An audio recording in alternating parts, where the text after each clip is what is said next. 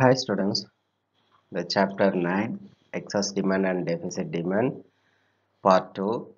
That means today we are going to discuss deficit demand meaning and deflationary gap, reasons for deficit demand, impact of deficient demand, excess demand versus deficient demand.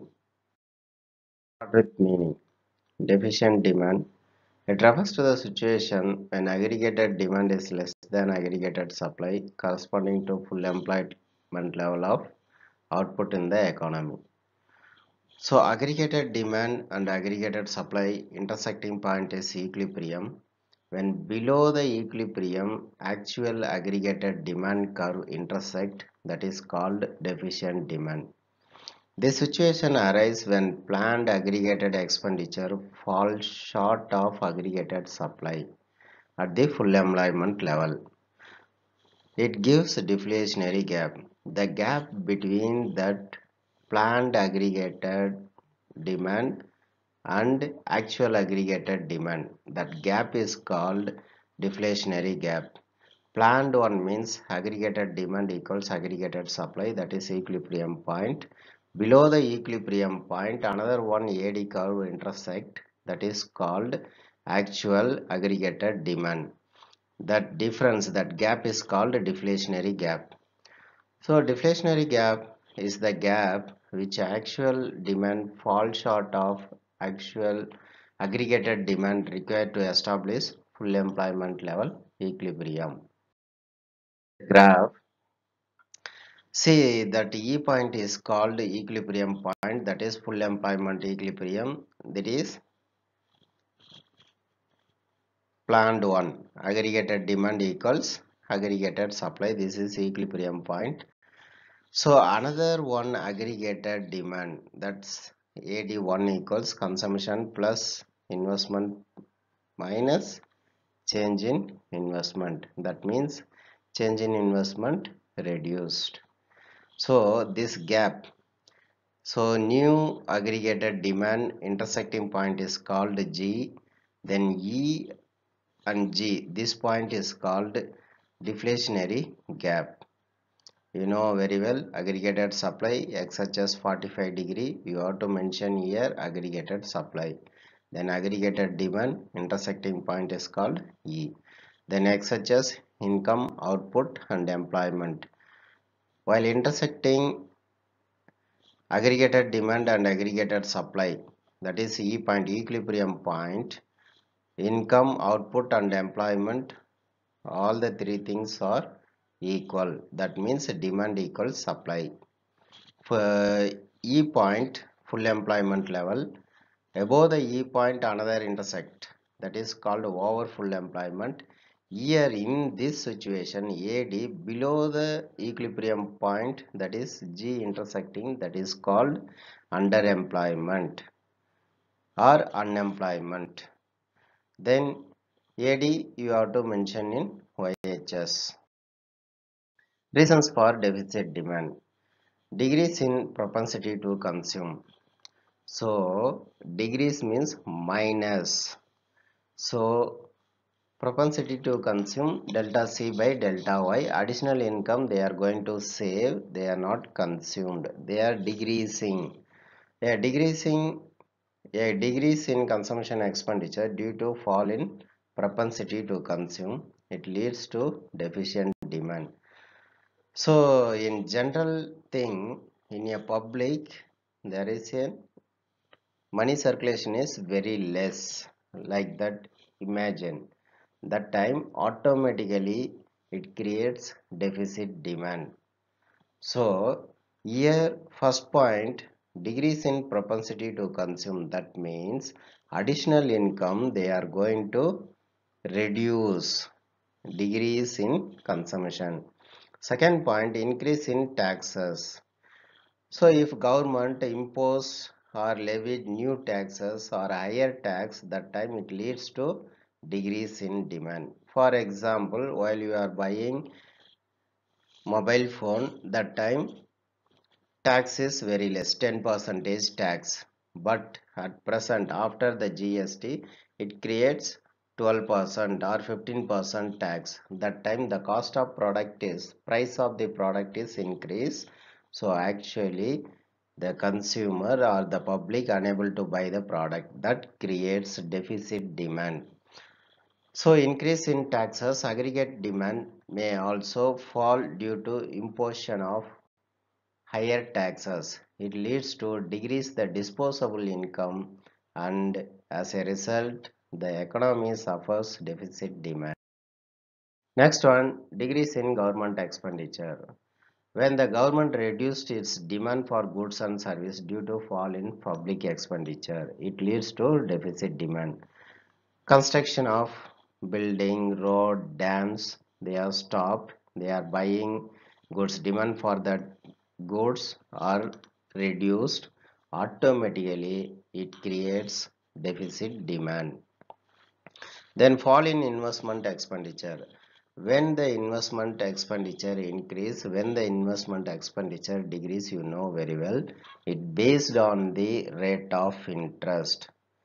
If you are borrowing loan from, if you are getting loan from bank, the rate of interest 5%, but at present the rate of interest increased 10%, the time investment expenditure going to reduced. Based on that rate of interest only, the investment expenditure increase or decrease. So here fall in investment expenditure, increase the rate of interest, or fall in the expected returns lead to decrease in investment expenditure. So expected returns means it's nothing but ROI, return on investment. Return on investment decrease, that time investment expenditure reduced. So it reduces the AD, aggregated demand, and gives rise to deficit. So rise in imports. When the import is raised compared to domestic product price, the imported goods are very less. That time domestic goods demand is going to reduce. When the international prices are comparatively less than the domestic price, then it may lead to a rise in import, implying a cut in that aggregated demand. So you know very well, make or buy decision. When the, for example, if you are making product, it costs nearly 100 rupees, while buying product it costs 90 rupees. Which one you are going to choose? You are going to make a product or buy a product? At this situation you are going to buy a product.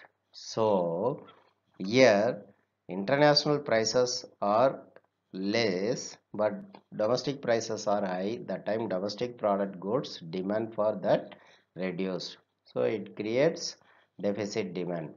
Fall in export. Export may be fall due to comparatively higher prices of domestic goods or due to increase in the exchange rate of domestic currency. So foreign exchange rate, domestic currency increase, that time automatically what they are going to do, fall in that export. It will lead to deficit demand. Next one, impact of deficit demand. Effect on output. Due to lack of sufficient aggregated demand, there will be an increase in inventory or stock.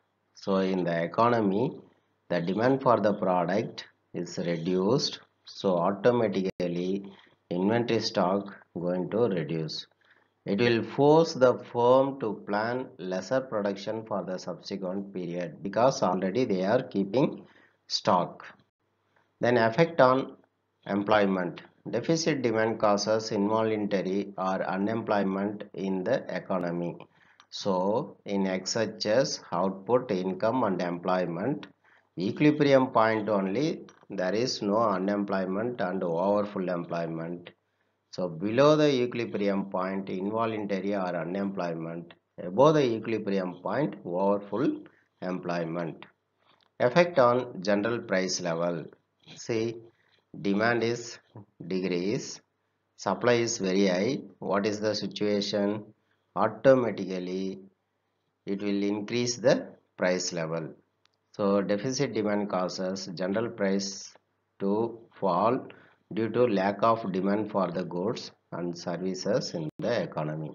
So deficit demand, so demand for the product is very less, then supply is very high. That time automatically the manufacturers are reducing the prices.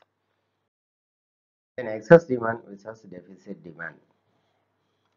See, first base is excess demand, deficit demand, meaning AD is more than AS. Aggregated demand is more than aggregated supply, corresponding the full employment level of economy or equilibrium point of the economy. So here AD is less than AS, corresponding to the equilibrium level in the economy. Inflationary or deflationary gap. So excess demand leads to inflationary gap, deficit demand leads to deflationary gap. Equilibrium level, it indicates over full employment of equilibrium. So here you have to mention equilibrium level of employment. Deficit demand, it indicates underemployment equilibrium or unemployment equilibrium. Reasons, it occurs excess anticipated expenditure.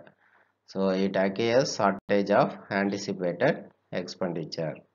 So impact on output, it does not affect because economy is already operating at full employment level, that is excess demand. But deficit demand, it leads to fall in output and employment due to shortage of aggregated demand. So price level changes, impact on price, excess demand, rise in general price level, deficit demand, fall in general price level. Okay, thank you. Have a nice day.